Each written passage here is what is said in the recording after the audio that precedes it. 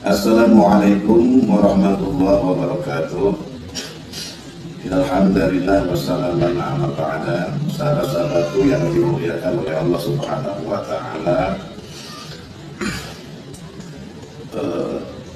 Barang siapa bangun pagi dan tidak bermaksud menzalimi seseorang, maka ia diampuni dosanya. Dan barang siapa bangun pagi dan bermaksud menolong orang yang teraniaya serta memenuhi keperluan orang Islam, maka ia mendapatkan pahala seperti pahala haji mabrur. Sahabat-sahabatku yang dimuliakan oleh Allah, yang pertama yaitu barang siapa bangun pagi dan tidak bermaksud menzalimi seseorang, maka ia diampuni dosanya.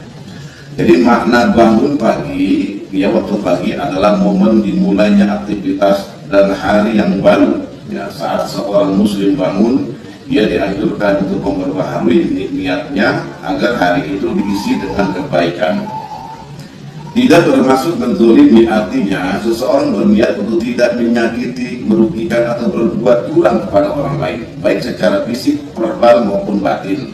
Hal ini mencakup kejujuran dalam perbuatan dan interaksi sosial. Diampuni dosa oleh Allah. Allah memberikan pengampunan bagi hambanya yang menjaga niat baik ini. Artinya, niat untuk tidak menzalimi menjadi sebab turunnya rahmat dan maghfirah dari Allah Subhanahu wa taala.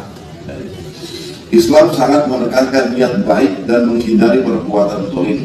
Dengan menjaga niat untuk tidak menyakiti orang lain, seseorang mendapatkan pengampunan bahkan sebelum ia melakukan amal lain. Yang kedua, barang siapa bangun pagi dan bermaksud menolong orang yang teraniaya serta memenuhi keperluan orang Islam, maka ia mendapatkan pahala seperti pahala haji mabrur. Ya. Maksudnya, seseorang berniat untuk membantu orang yang sedang dalam kesulitan, ya, terutama mereka yang dizalimi. Ini menunjukkan keutamaan membantu sesama muslim, baik dalam bentuk fisik, finansial maupun dukungan moral. Ya. Memenuhi keperluan orang Islam artinya seseorang berusaha melayani atau membantu kebutuhan saudara muslimnya, seperti memberikan bantuan materi, nasihat atau doa. Amal ini sangat dianjurkan dalam Islam. Jadi pahala seperti haji mabrur, ya, pahala haji mabrur adalah pahala yang sangat besar, karena haji mabrur adalah ibadah yang diterima oleh Allah dan tidak ada balasannya kecuali surga.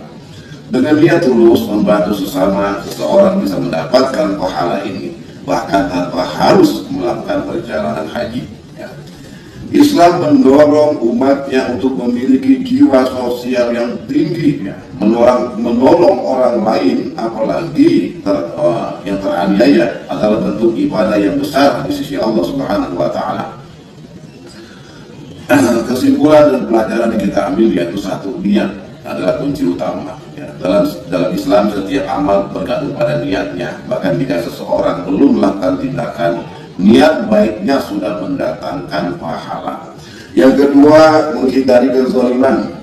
Islam mengajarkan agar umatnya tidak menyakiti atau merugikan orang lain, karena kezaliman adalah dosa besar yang akan dimintai pertanggungjawabannya di akhirat. Yang ketiga, keutamaan menolong orang lain, ya, menolong sesama muslim, terutama yang teraniaya, adalah amalan yang memiliki nilai luar biasa hingga Allah menyamakannya dengan pahala haji mabrur. Yang keempat adalah pagi sebagai waktu keberkahan. Memulai pagi dengan niat baik adalah kunci untuk mendapatkan keberkahan sepanjang hari. Ya, semoga penjelasan ini bisa memberikan sebuah pemahaman dan semangat, ya, untuk mengamalkan nasihat ini dalam kehidupan kita sehari-hari. Sahabat-sahabat yang dimuliakan oleh Allah Subhanahu wa taala, ya, fenomena di masyarakat terjadi, ya, fenomena ditolong malah menurun, atau orang yang berniat baik justru disakiti oleh pihak yang ditolong, adalah sebuah ironi sosial yang sering kita jumpai dalam masyarakat modern.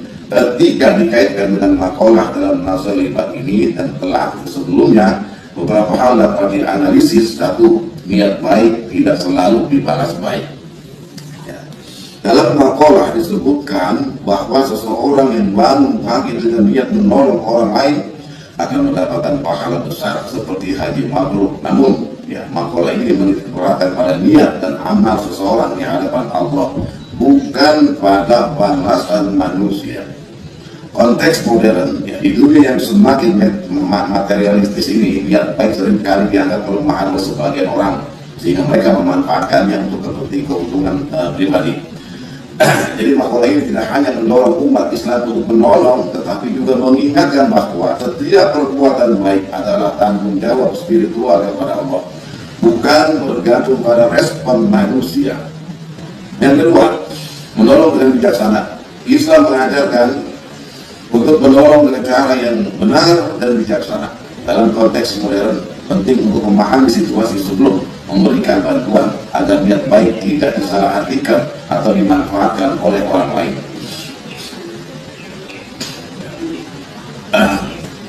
Kemudian tanggung jawab moral, ya, artinya makalah ini mengajarkan pentingnya menolong, tetapi tidak berarti melakukannya tanpa mempertimbangkan situasi dan kondisi. Ya.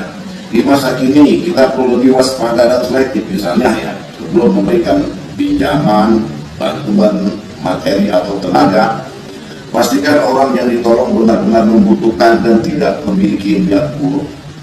Yang ketiga adalah keutamaan tetap menolong meski dikhianati. Ya. Islam mengajarkan bahwa pahala amal seseorang tidak tergantung pada respon orang lain.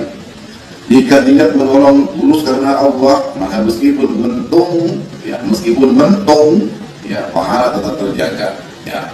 Makalah ini sesuai untuk meneguhkan hati bahwa pahala Allah jauh lebih penting daripada pengakuan manusia. Namun perlu dievaluasi. Jika menolong terus-menerus mengundang kerugian atau bahaya, seseorang berhak untuk berhenti dan mempertimbangkan cara lain yang lebih aman. Yang keempat adalah keadilan dalam menolong. Fenomena ditolong malah menunjukkan adanya ketidakadilan.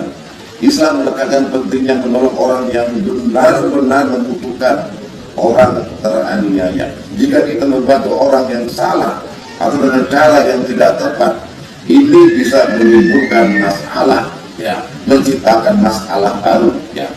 Jadi makalah ini tidak mengajarkan membantu sembarangan, melainkan membantu dengan niat baik dan kebijaksanaan.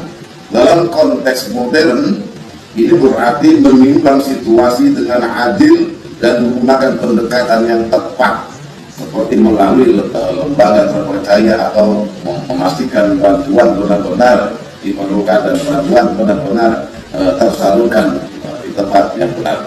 Yang kelima, menolong tanpa harapan duniawi. Ya, fenomena ditolong kalah mentung seringkali melukai hati karena orang cenderung berharap balasan baik dari orang yang ditolong. Makalah ini mengingatkan bahwa balasan sejati adalah dari Allah, bukan dari manusia. Ya. Niat tulus karena Allah akan menghindarkan kekecewaan jika orang yang ditolong tidak bersyukur atau bahkan menyakiti. Ya. Namun dalam konteks modern, penting juga menjaga keseimbangan antara niat tulus dan kewaspadaan agar tidak dimanfaatkan. Walhasil ya, yang pertama menolong dengan kebijaksanaan. Makalah ini relevan di dunia modern, tetapi harus diterjemahkan dalam konteks yang bijaksana. Jangan hanya menolong secara emosional tanpa pertimbangan logis, tanpa pertimbangan yang matang. Yang kedua, pahala di sisi Allah. Meskipun dibalas buruk oleh manusia, amal baik tetap bernilai tinggi di sisi Allah jika dilakukan dengan niat tulus dan ikhlas. Yang ketiga, hati-hati terhadap manipulasi. Dunia modern menuntut kita untuk lebih waspada terhadap siapa yang kita tolong, agar niat baik tidak menjadi peluang bagi orang lain untuk berbuat keburukan atau kejahatan. Yang keempat adalah evaluasi dan refleksi. Jika sering mengalami ditolong malah mentung, evaluasi cara menolong Anda, pilih pendekatan yang lebih strategis dan aman. Dengan tetap memegang prinsip makalah ini, seseorang akan terus memperoleh pahala dan keberkahan meskipun menghadapi tantangan sosial yang ada. Sahabat-sahabatku yang dimuliakan oleh Allah Subhanahu wa Ta'ala, ya, terhadap makalah ini dalam kitab Maksolibat di masa modern, ya, sering disebut dengan masa kelinci sebagai metafora untuk masa percepatan, inovasi dan adaptasi teknologi. dapat dilakukan dengan memperhatikan relevansi ajarannya dalam konteks kehidupan saat ini. Nah, adapun analisis kritis dalam makalah ini yaitu pertama, satu, pengaruh niat baik dalam kehidupan modern. Makna yang perlu kita kritisi adalah dalam dunia yang semakin kompleks, niat baik untuk tidak menzalimi orang lain dan berbuat adil menjadi tantangan. Era teknologi seringkali memunculkan potensi kezaliman baru melalui media sosial, fitnah digital, atau ketidakadilan struktural yang melibatkan data dan algoritma. Apa yang kita pertanyakan secara kritis, apakah hanya niat cukup untuk menghindari kezaliman atau diperlukan tindakan proaktif untuk memastikan keadilan di dunia modern? Niat baik harus diiringi dengan kesadaran terhadap dampak tindakan, dan masuk di ranah digital, misalnya menghindari penyebaran informasi palsu, ujaran kebencian, hoax, atau mendukung kebijakan yang merugikan kelompok tertentu. Yang kedua, keutamaan menolong orang teraniaya. Apa maknanya menolong orang teraniaya? Adalah ini ajaran Islam yang relevan sepanjang masa. Namun dalam konteks globalisasi, penindasan tidak lagi terbatas pada individu, melainkan dapat mencakup kelompok, bangsa, atau isu global seperti perubahan iklim, eksploitasi buruh, atau ketidakadilan ekonomi. Bagaimana konsep menolong orang teraniaya diterjemahkan dalam konteks yang lebih luas? Ya, apakah cukup membantu secara lokal, atau umat Islam perlu mengambil peran aktif ya di tingkat global? Di masa sekarang, menolong orang teraniaya mencakup aktivisme sosial, mendukung keadilan lingkungan, atau melawan sistem yang menciptakan ketidakadilan global. Yang ketiga, ya, pahala seperti Haji Mabrur. Makna kritisnya yaitu pahala seperti Haji Mabrur dalam makalah ini menegaskan bahwa ibadah sosial seperti menolong sesama tidak kalah penting dari ibadah ritual. Ini sangat relevan di masa modern ketika banyak orang fokus pada ritual pribadi tetapi melupakan dimensi sosial Islam. Pertanyaannya, apakah masyarakat modern lebih terpaku pada simbolisme ibadah seperti haji daripada memahami esensi keberagamaan yang sejati? Ya. Pahala setara dengan Haji Mabrur dalam makalah ini mengingatkan umat Islam untuk menyeimbangkan antara ibadah ritual dan kontribusi sosial. Dalam konteks modern ini bisa berupa mendukung pendidikan, memperjuangkan hak asasi manusia, atau menyebabkan informasi yang mencerahkan. Yang keempat, pagi sebagai simbol awal yang baik. Maknanya yaitu, makna yang perlu kita kritisi adalah dalam makalah ini, pagi adalah simbol awal kehidupan yang penuh semangat dan niat baik. Di masa modern, waktu pagi seringkali menjadi waktu tersibuk dan banyak orang yang kehilangan momen spiritualnya karena tekanan pekerjaan atau gaya hidup. Banyak yang kehilangan Allahnya. Ya, pertanyaannya, bagaimana menjaga dimensi spiritualitas di tengah kehidupan modern yang serba cepat dan kompetitif ini?